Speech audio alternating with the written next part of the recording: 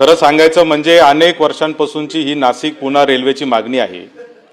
मागच्या काळामध्ये हा रेल्वेचा मार्ग जेव्हा बदलण्याचा निर्णय केंद्र सरकारकडून झाला, खरं तर ही महारेलची रेल्वे होती, ती नंतर सेंट्रल रेल्वेकडे गेली, म्हणून हा प्रश्न राज्य सरकारशी संबंधित आहे। आणि म्हणून ज्यावेळेस ती सेंट्रल रेल्वेकडे गेली तेव्हा त्याची अलाइनमेंट बदलली। माननीय सीएम साहेबांचा याच्यामध्ये सविस्तर अभ्यास आहे, अनेक वेळा त्यांच्याशी चर्चा झाली आहे। पण ज्या जीएमआरटीचं कारण सांगून माननीय मुख्यमंत्री साहेब की कारण दिलं जातं की बदलावा लागेल ट्रॅक, त्या जीएमआरटीचं माहितीच्या अधिकारात आलेलं आमच्याकडे उत्तर आहे आणि त्याच्यात स्पष्टपणे जीएमआरटीने सांगितलंय की अशा पद्धतीचं कुठलंही आमच्याकडून टेक्निकली त्यांनी चेक सुद्धा केलेलं नाही।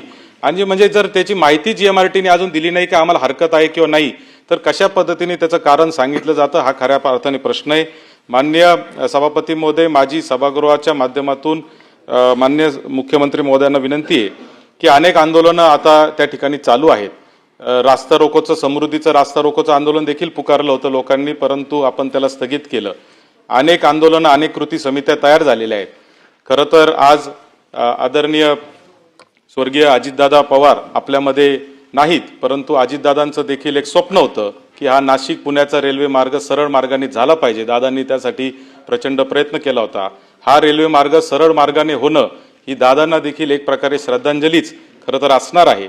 आणि म्हणून माझी सीएम साहेब आपल्याला एक विनंती आहे की विनंती वजा प्रश्न आहे की या संदर्भात जे स्थानिक लोकप्रतिनिधी आहेत त्यांच्या आणि ज्या कृती समित्या गावोगाव आता तयार झाल्या त्यांच्या काही 2-4 प्रतिनिधींच्या उपस्थितीत नाशिक पुणे सरळ मार्गाने रेल्वेच्या संदर्भात, त्याचबरोबर नाशिक पुणे औद्योगिक महामार्ग पण जो आपण एमएसआरडीसीच्या माध्यमातून प्रस्तावित केलेला आहे त्याला गती देण्याच्या दृष्टीने काही बैठक आपण आपल्या उपस्थितीत जर ठेवली तर अधिवेशन संपण्याच्या आत, तर निश्चित मला खात्री आहे की याच्यातून मार्ग निघेल आणि आम्हाला न्याय मिळेल।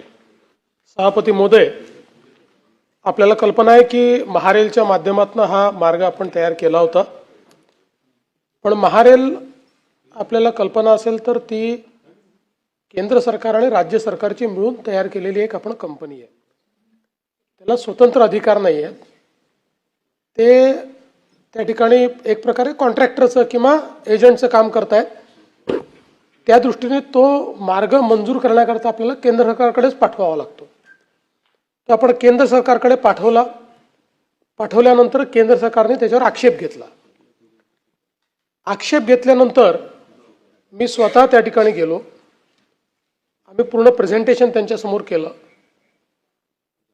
त्यावेळी त्यांनी त्याला मान्यता दिली नाही। मी दुसऱ्यांदा गेलो, दुसऱ्यांदा त्याची बैठक झाली।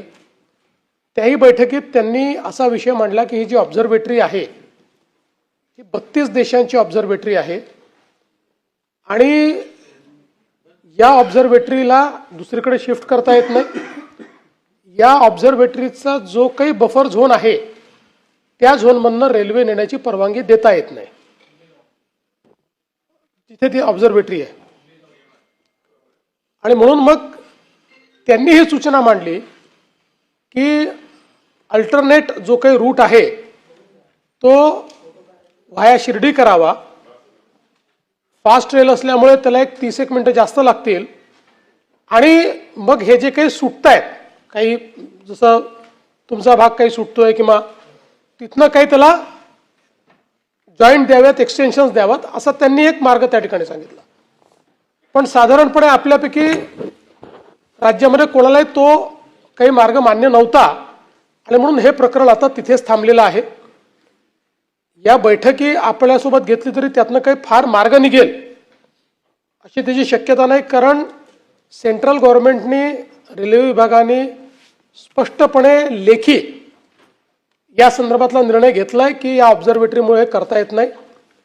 तथापि याच्यात एक मार्ग निश्चितपणे निघू शकतो की कमीत कमी डेव्हिएशन करून आपण कशा पद्धतीनं, म्हणजे ऑब्झर्वेटरीचाही प्रॉब्लेम येऊ नये आणि डेव्हिएशनही कमीत कमी व्हावं, या दृष्टीने मी केंद्र सरकारशी चर्चा करून या क्षेत्रातले जे तज्ज्ञ कन्सल्टंट्स आहेत त्यांना अपॉइंट करून घेतो।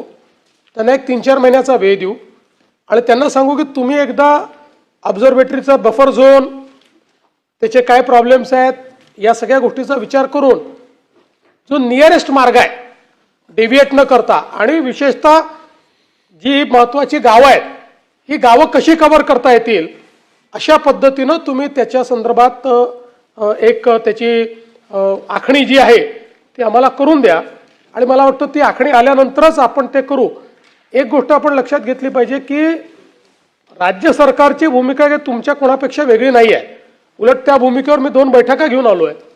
पण ज्यावेळेस ही भूमिका त्यांनी स्पष्टपणे मांडली की 32 देशाची ऑब्झर्वेटरी असल्यामुळे आम्हाला त्याचे नियम पाळावेच लागतील, तर त्याच्यावर आता उत्तर आपल्याकडे नाही आहे आणि म्हणून यातनं काही ना काही टेक्निकल उत्तर एखाद्या एक्सपर्टने दिल्याशिवाय हे पुढे जाऊ शकणार नाही.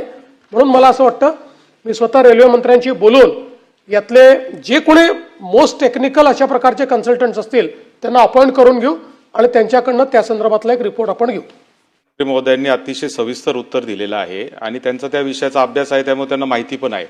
विनंती एकच आहे की सभागृहाच्या माध्यमातून आपण जे आता सांगितलं, ही जर एक बैठक घेऊन जर आपण लोकांना आपल्या उपस्थितीत सांगितलं तर लोकांमध्ये एक विश्वास निर्माण होईल. कारण आज जे आहे ते असंतोषाचं वातावरण तयार झालेलं आहे. तर एक छोटीशी बैठक आपण आपल्या उपस्थितीत घ्यावी. बैठक घ्यायला मला काही हरकत नाही, घेऊया आपण ती. पण या सभागृहात सांगितलं की अख्ख्या महाराष्ट्राला समजतं, कोणाला वेगळं सांगायची गरज पडत नाही.